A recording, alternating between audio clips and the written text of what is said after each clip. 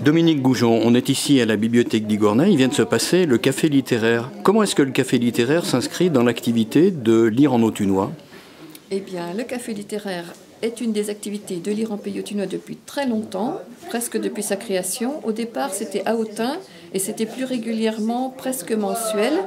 Et puis, comme les participants se sont un petit peu lassés, qu'il y avait de moins en moins de monde, on a repris à la bibliothèque d'Igornay l'idée et on a fait un premier café littéraire. Il doit y avoir une dizaine d'années, je pense. Et comme j'étais à la fois à la bibliothèque d'Igornay et à la fois à l'association Lire au Pays Autunois, le lien s'est fait assez facilement entre les deux structures. Alors à côté de ce café littéraire, il y a aussi des lectures qui ont lieu à la mairie d'Autun. Oui, il y a aussi, ça c'est une des multiples branches de Lire en Pays Autunois. Il y a des lectures par un groupe de lecteurs.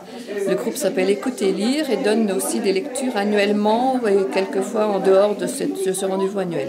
Comment s'annonce, c'est ma dernière question, la 18e fête du livre d'Autun qui a lieu mi-avril? Elle s'annonce très très bien. Elle sera à l'Hexagone, elle sera 11 et 12 avril et on a une centaine d'auteurs dont la liste est à peu près aboutie maintenant, qu'on peut trouver sur le site de Lire en Pays Autunois. Avec un thème particulier? Non, pas de thème particulier cette année.